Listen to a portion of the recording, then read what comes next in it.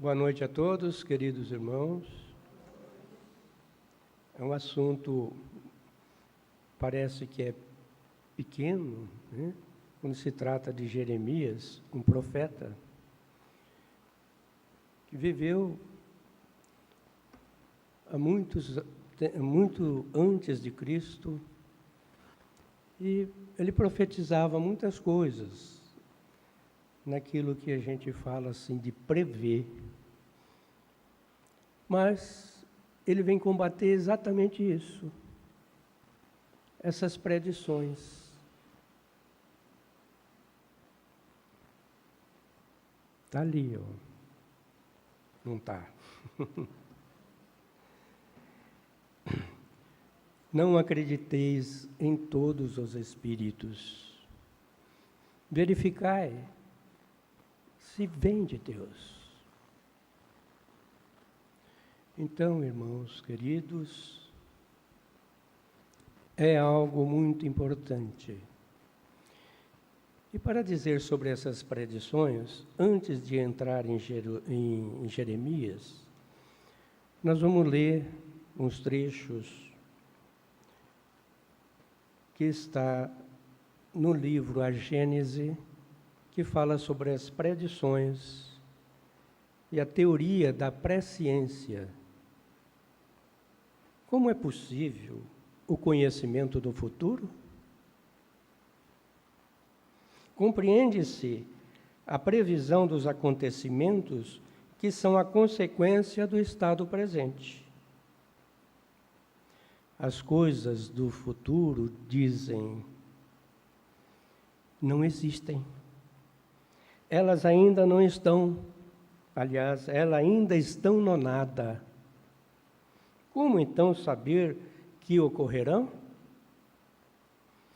Os exemplos de predições realizadas são bastante numerosos, de onde é preciso concluir que se passa aí um fenômeno do qual não se tem a chave, porque não há efeito sem causa. Como nós vamos prever o futuro, sendo que ainda não passou? Não existe. Ainda está no nada.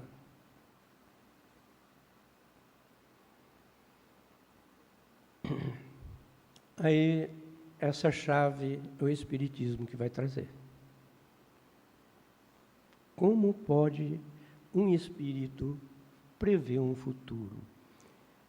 E ele vai e sopra na orelhinha do médium, um médium claro e evidente, quer dizer, tem visão espiritual, essa visão de ideias, e nos passa, olha, vai acontecer isso, assim, assim, assado.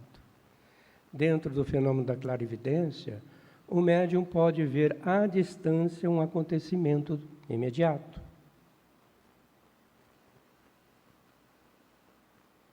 Também pode visitar esse tal futuro, que ainda não existe. Como? Que traz para o espírito esse desenvolvimento dessa capacidade de enxergar o que ainda não aconteceu. E essa certeza de que vai acontecer. Então, há muitos casos evidentes que comprovam isso. E onde está essa chave desse entendimento? É o Espiritismo que traz. Tomemos como comparação um exemplo das coisas usuais e que ajudará a fazer compreender o princípio que iremos desenvolver. Suponhamos um homem colocado sobre uma alta montanha e considerando a vasta extensão da planície. Então, vamos fazer uma comparação para que a gente possa ter a dimensão desse entendimento de como prever as coisas. Coloca-se o homem no topo de uma montanha, embaixo tem lá suas planícies, seus vales,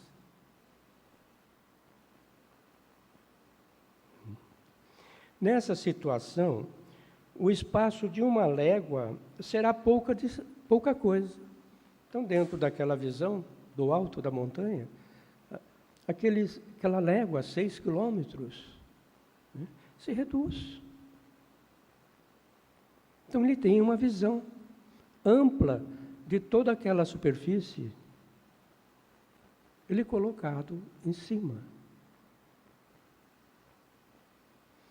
Há até teses de que alguns treinadores deveriam não ficar embaixo, mas em cima, porque a sua visão é mais ampla.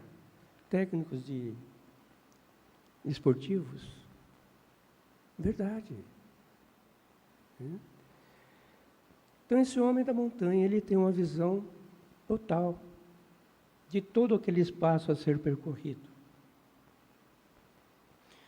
Nesta situação, o espaço de 1 légua será pouca coisa, e ele poderá facilmente abarcar, de um só golpe de vista,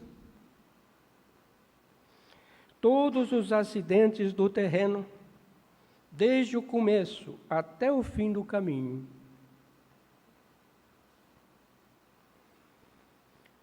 O viajante que segue esse caminho pela primeira vez, sabe que caminhando chegará ao fim. Ele é está vendo lá de cima, e tem um viajante, sabe que vai aqueles 6 quilômetros, e as barreiras que vai encontrar, vai perder muito tempo, e o espaço a ser percorrido. O viajante que segue esse caminho pela primeira vez, sabe que caminhando chegará ao fim.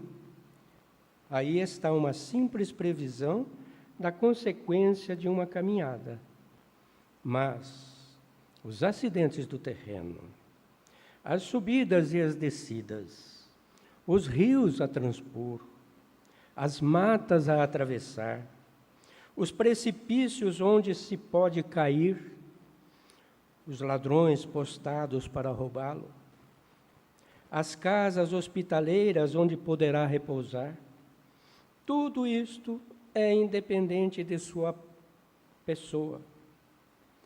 É para ele o desconhecido, o futuro, o surpreendente. Porque a sua visão não se estende além do pequeno círculo que o cerca. A visão dele é restrita, enquanto que o homem lá na montanha está vendo uma visão ampla. Para o homem que está sobre a montanha e que segue com o olhar o viajante, tudo isto é presente, para ele é um presente, está vendo. Todo aquele processo, tempo, espaço, para ele está vendo o presente. Suponhamos que esse homem desça até o viajante e lhe diga, dá um assopro, fulano, ali tem ladrões. Olha, tem um buraco muito grande, você vai ter que desviar o percurso.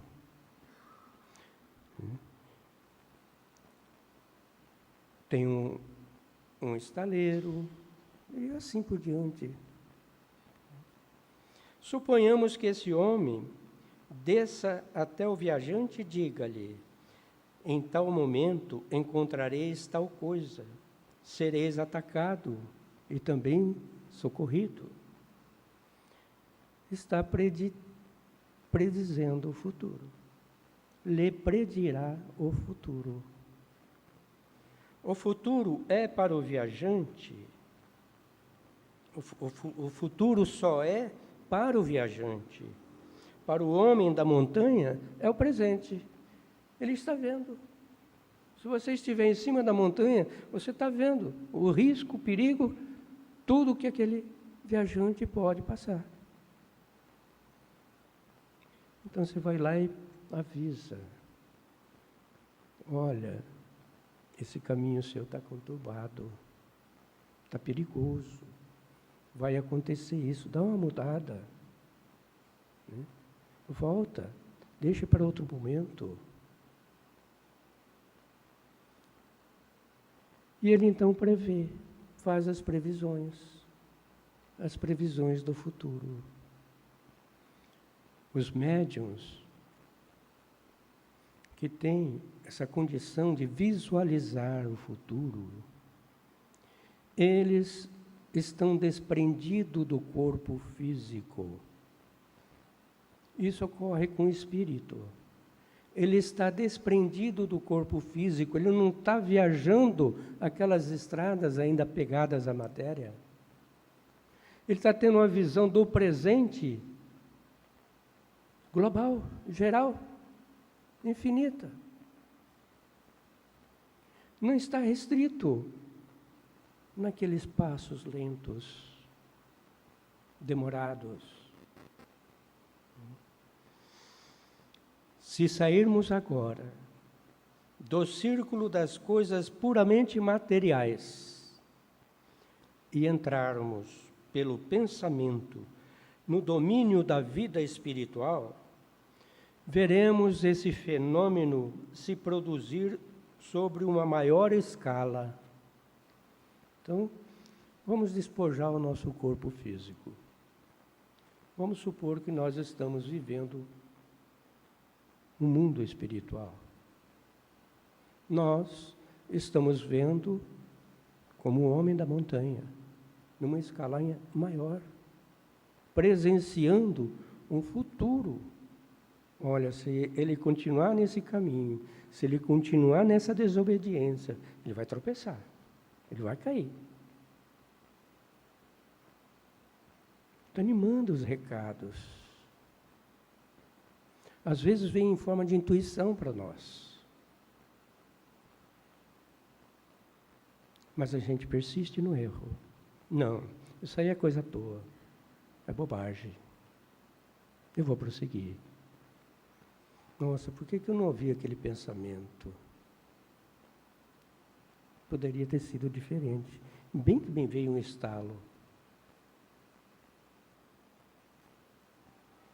Nós somos teleguiados pela espiritualidade. E muitas vezes não ouvimos os nossos anjos da guarda, nossos espíritos protetores, porque eles têm essa visão e nos auxiliam. Quantas vezes teimamos, negamos?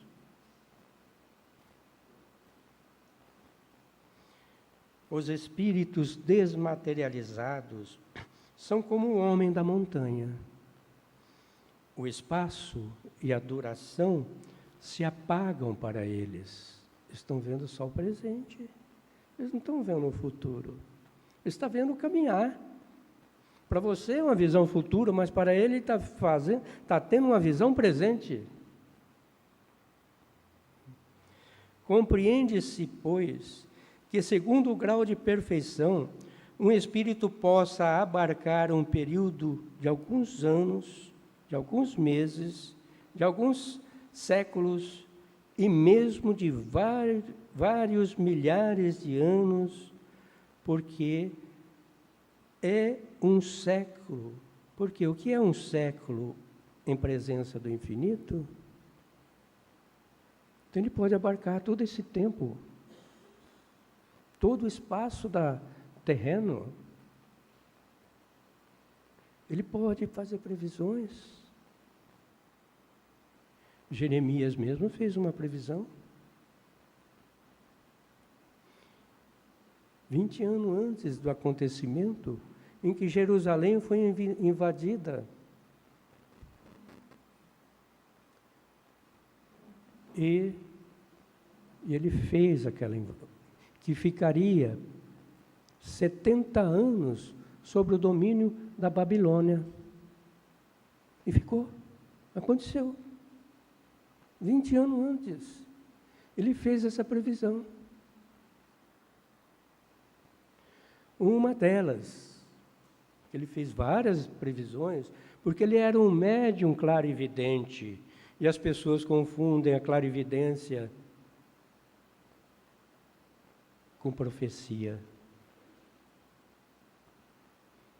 Ser profeta é ser médium,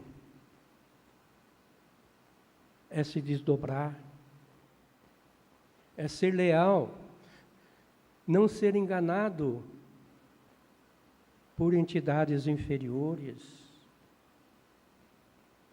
que vêm de encontro à sua mediunidade e fazem dela motivos de vaidade e de orgulho, quando não por ambição, ganhando trocos, querendo adivinhar. Pegam nomes famosos, aparecem na televisão. Olha, fulana de tal, tudo que ela fala dá certo. É claro, fala um monte de coisa, alguma dá certo. Ela vai perdendo o dom da clarividência. Assim como Deus dá, Deus tira.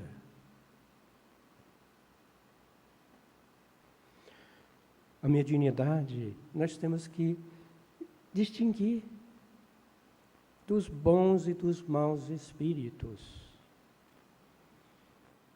Tem uma frase de Jeremias que está na Bíblia, não está aqui no Evangelho, mas eu fiz a anotação. A Jeremias, capítulo 23, versículo 32. Sou contra os profetas de sonhos falsos. Ele se intrigava com a falsidade entre aqueles que se diziam profetas, que os narram e fazem meu povo vaguear, iludirem, por causa das suas falsidades e por causa das suas gabações, vaidades. Naquele tempo já existia isso. Ele já brigava contra esses falsos profetas.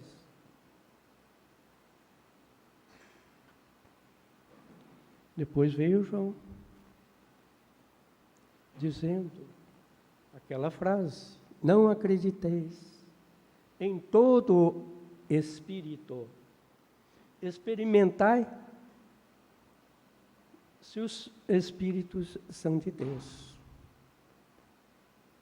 Como saber distinguir se um espírito é de Deus?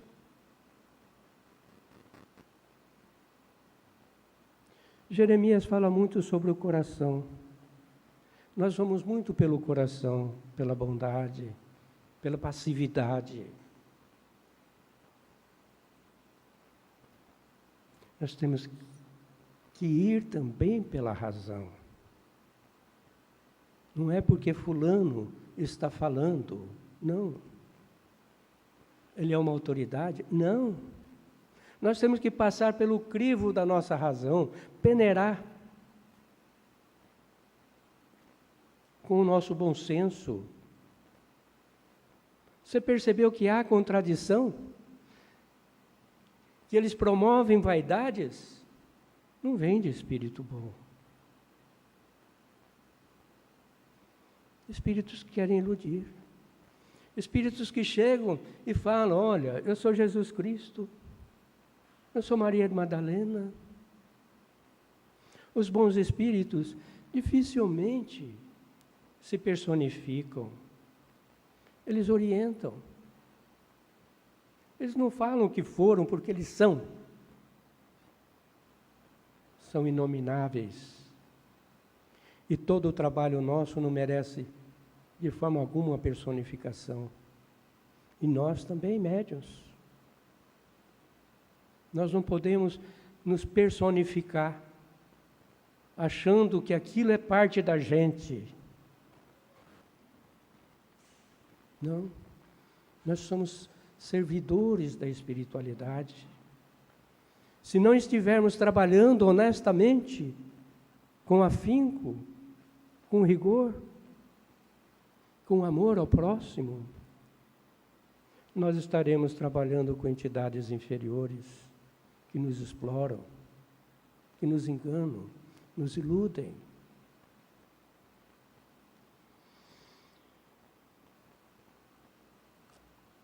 seguimos um pouco sobre a presciência. Se uma tal faculdade, mesmo restrita, pode estar nos atributos da criatura, em que grau de poder não deve se elevar no Criador, que abarca o infinito? Olha só, se um espírito elevado, desmaterializado o seu perispírito,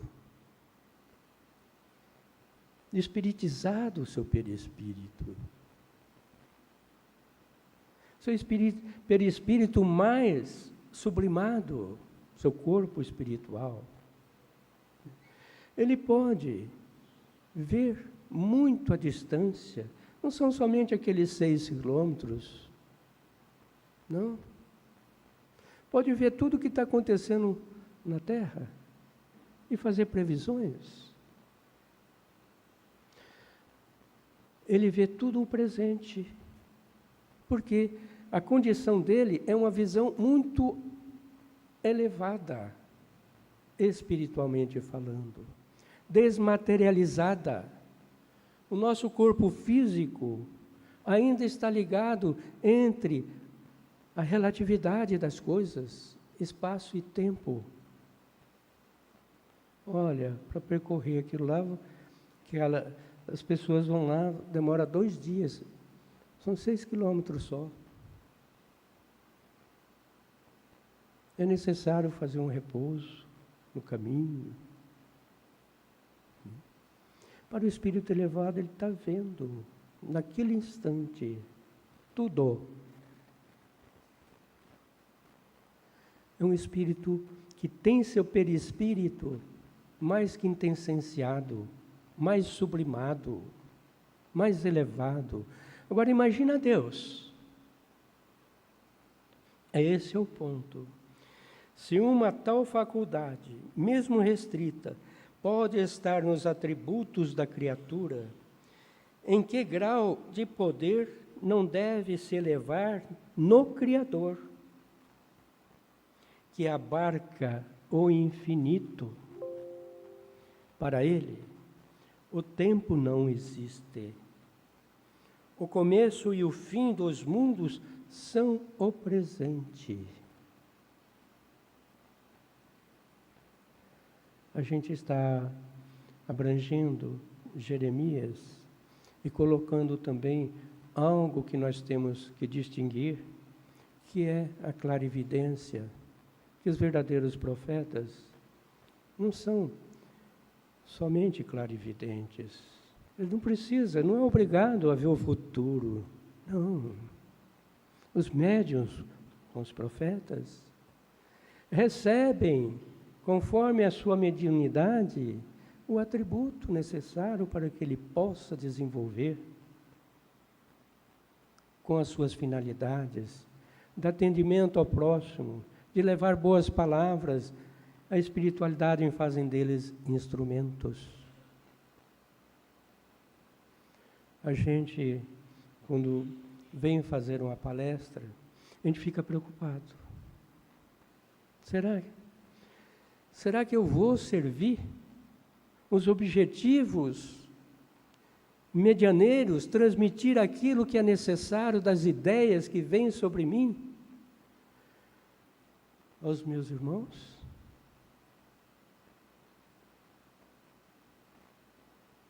Nós temos responsabilidades, cuidado, respeito, amor.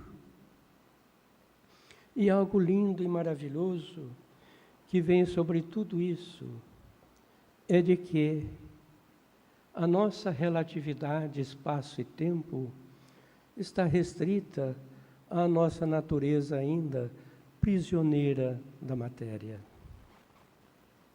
No mundo espiritual, as dimensões são infinitas. Não se trata de uma 4ª dimensão, de um hiperespaço, de uma 5ª, de uma 6ª. São infinitas.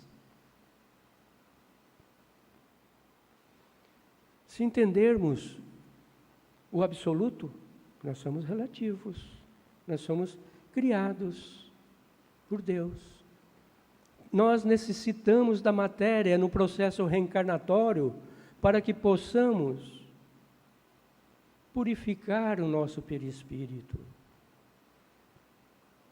Ainda pegado, ainda materializado. Vocês já perceberam que um espírito infeliz, ele não consegue visualizar uma mãe, um pai que está em graus elevados? Mesmo socorrendo, ele não percebe a presença. Tal grau de materialização do seu corpo espiritual.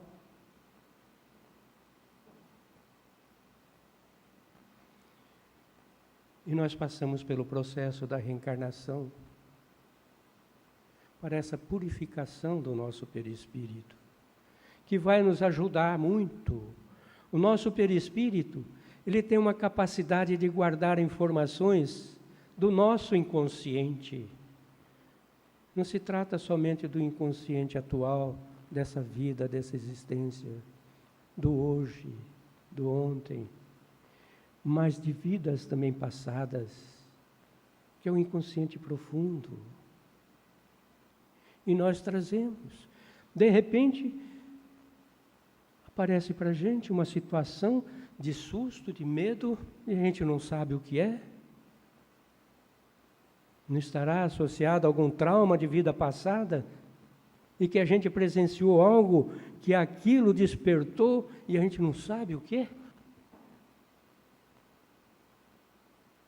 Está vindo à tona. Nosso perispírito é semelhante a um repolho, a uma cebola, onde trazemos várias camadas. Nos refolhos do nosso perispírito, trazemos marcas de algumas folhas doentes que o bicho afetou. Tem um podrinho lá, então nós precisamos mexer, tratar, cuidar. Nos apresenta muitos problemas de vidas passadas que refletem no hoje, no agora. Medos, ansiedades, pavor, inquietudes, tristeza. De repente você fica triste e não sabe por quê. E alguém fala assim, ele é bipolar, tem hora que ele é triste e tem hora que ele é alegre. Perceberam que todos nós temos um pouquinho disso? Tem momentos que a tristeza invade e a gente não sabe o porquê, qual o motivo. Não será alguma folha do passado onde está registrado algum fato adormecido que está nos incomodando? Certamente. Certamente que sim. Agora, que tem isso a ver com os falsos profetas? Nós, médiuns, muitas vezes nos sentimos, estou falando nós, né? Armando, você é médium? Todos nós somos médiuns. Eu posso não ser um médium ostensivo. Mas vêm algumas ideias, eu capto as ideias que não são minhas, tanto as trevosas quanto de patamares superiores. As trevosas, nós temos que deixar de lado. Mexeu com a vaidade da gente, com orgulho, com a ambição, com a avareza, com a exploração dos outros, não é coisa boa. Não são nossos os pensamentos. Está identificando com aquelas folhas podres que nós temos lá do passado e que precisam ser tratadas. É no presente que nós tratamos os males que estão em nós. Não é indo no passado, não. Passado e futuro não existem. Absolutamente não existe. São somente reflexos das nossas condições mentais. que existe, o real, é o Espírito, é o agora, é o presente. Nele eu posso fazer minhas mudanças. Nele eu posso dar prosseguimento para a minha evolução. Nele eu lanço as minhas sementes. Passado está lá no nosso perispírito como recursos de aprendizado do que eu não devo fazer. E que eu faça melhor agora. Então, o passado faz parte do nosso presente. E o futuro são as nossas sementes. O que lançarmos vão germinar, vão crescer. Temos que lançar as boas sementes. Não só na educação dos filhos, na educação dos outros, em relação ao próximo, mas a nós mesmos. Fazendo ao próximo, estamos fazendo a nós.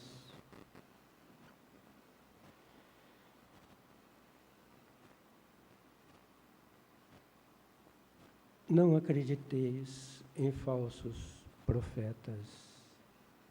Vamos ver o presente, esse momento único,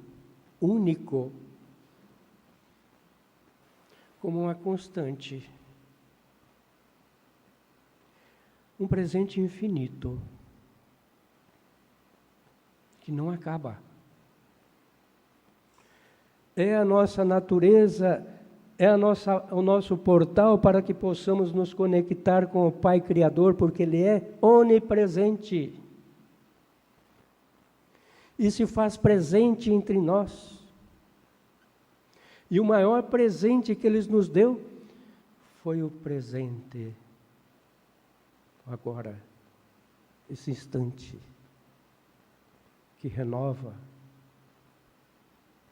Então, meus irmãos, Jeremias, ele combatia esses maus profetas.